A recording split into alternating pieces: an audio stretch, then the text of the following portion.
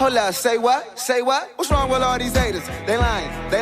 And I'm saying, I'm trying to put my partners on, we always gonna be first. A team of all-stars like there's diamonds on my t-shirt. Look at all these haters' faces. Hello and welcome to Second Take. I'm Matt Parmigiano. I'm Eric Hargrove. I'm Louis A. Miller. And I'm Javon Wells. The Cleveland Cavaliers were anointed as the favorites to win the NBA championship once LeBron James returned home to join Kyrie Irving and Kevin Love was added. But to this point in the year, through 4 games, they're only 1-3. So my question to you guys is, what do you think is the reason for their slow start, and can they correct it? Well, like I stated last time, man, these guys are built together. These 3 all-star players. They got to find their way together. They'll find a team.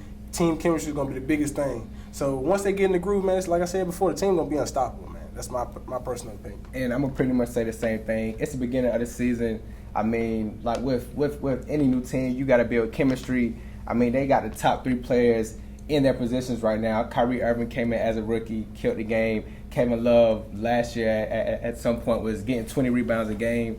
I mean, and then of course you got LeBron James, so they're gonna do fine, man. It's only the beginning. That's true, but Kyrie, he excelled, but he did it on a losing team.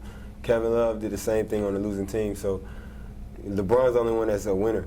So I mean, it's gonna take time, yeah, true, but let's not say that it's just gonna happen this year. You know what I'm saying? It could take more time than we all think, and I think in the first couple of games they showed that.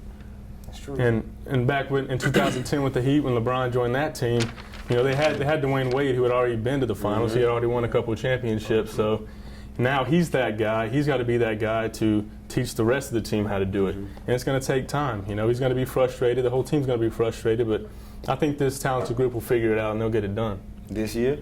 Not this year, no. Not this year. But eventually they will. At the end of the day, who would you put your money on? The Cleveland Cavaliers Big 3 or the Miami Heat's Big 3? Miami Heat's Big 3.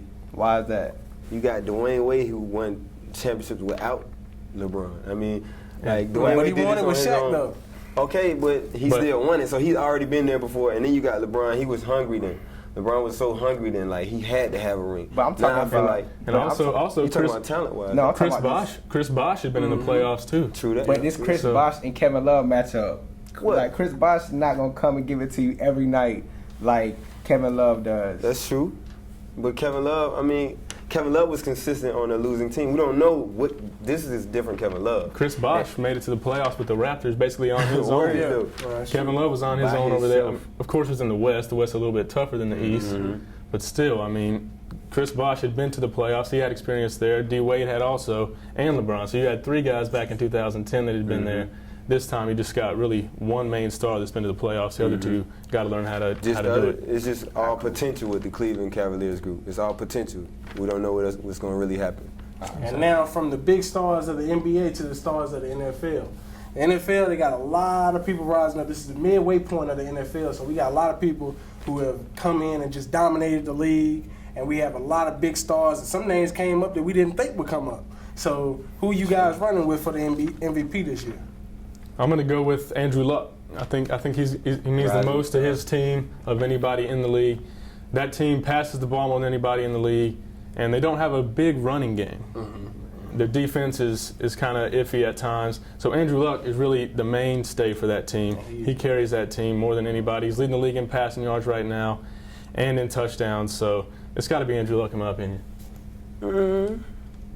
This is true, but let's not act like Ben Roethlisberger is not killing. He is. Nobody's talking. Everybody keep talking about Tom Brady, Peyton Manning. What about Ben Roethlisberger? Yeah. The Steelers, they've been up and down the last couple of years, but Ben Roethlisberger is doing his thing, and we definitely need to congratulate him. The last couple games, 6 touchdowns in 2 straight games. He had 12 touchdowns. Never been done before. Never been done before. And then when he first came in the league, let's not forget, first couple years in the league, he already had a Super Bowl. Who else did that? Exactly. Well, I'm gonna have to go with Tom Brady, man. He has it, man. He's hungry. He's trying to get the Patriots back to get a Super Bowl, and his numbers are looking extremely well right now. So yeah, I'm gonna go with Tom Brady. And you actually changed my view on that. See, I was going with Tom Brady, but see, those statistics that just came up just now, nobody's done it. And then, by him being a pro athlete, this is gonna be consistent, hopefully, anyway. Yeah. So yeah, I'm running with Ben right now. But see, with the MVP, a lot of it you got to think goes into team success also. Yeah, that's true. So I think the Colts have more of a chance of contending this year. That's why I would give Luck the edge over Big Ben. But he has had a great season to this point so far. Hold on. Success. The Steelers are 6-3. What do you mean? But I just feel like, to me, that the Colts have a better chance. I think they have a better, So let me ask you this. Andrew Luck, so you taking Andrew Luck over Big Ben? I would take Andrew Luck over Big Ben right now. Big Ben has won Super Bowls. He's poised right now. Andrew Luck, he's on cloud 9, but what's going to happen when he has a bad game, a horrible game? And the critics, everybody who's saying he's the greatest, all of a sudden saying, you know. And he's had bad games before. He's had bad games before. He's bounced back. This team has not lost 2 games in a row since Andrew Luck's been the starting quarterback. That's big. That is big. So that's big. And that comes with a lot of preparation, a lot of just making the team play better that second game after losing. So Andrew Luck, I think that plays big into his MVP. So Super Bowl. I wouldn't give Big Ben, Super Bowl. Andrew Luck. I'm about to go with the Steelers. Super Bowl. Honestly, I'm not gonna lie. The Steelers now. scare me. I'm not gonna lie. The Steelers scare me. Last game, I saw Troy Polamalu get hurt, Harrison get hurt, and that really scared me. I thought about their age because Polamalu, we're so used to him being a fixture in the Steelers, but you never know. So I mean, I do. The Indianapolis Colts, I would say, are the future, and Andrew Luck is the future of this league. But right now, I'm still going with Big Ben. Got to. All right. Well, we're done with that. Let's move on to the next one. All right, well, let's talk about our Rams football team. They beat Shaw 61-10. I mean, that's nothing new, though. They pretty much ran through the CI every year. So, you know, now they're trying to get a national championship. Can they do it this year? Is this the year that they finally break through and get it? Well, like I stated before, it's definitely going to have to be some consistency, some poise. People going to have to definitely show up on big time. You know what I'm saying? We'll have. During the last year, I hate to say, I feel like some people didn't show up that game. You know what I'm saying? Sad to say. Definitely true. Sad to say. Yeah. But, when we get to that point, it's big time now. You know what I'm saying? Everybody got to be able to step up to the plate. Everybody got to be ready, and you know what I'm saying, willing to fight that battle with everybody. So it's definitely going to have to be consistency. And like I said, it's going to be dependent on these 2 quarterbacks who can definitely step up to the plate and be the quarterback that this team needs as of right now. And over the past 4 to 5 years, when the team has been winning these conference championships, they just couldn't get the national championship still.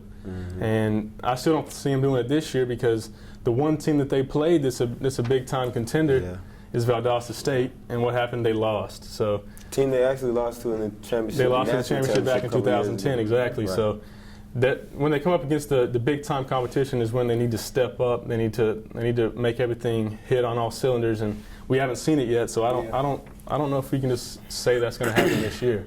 I just don't see it. I think a lot of the issue is the competition in the CIAA, because you have a team that may give them some trouble in the first half, and then, you look up at the scoreboard 2 minutes later, it's 67-6.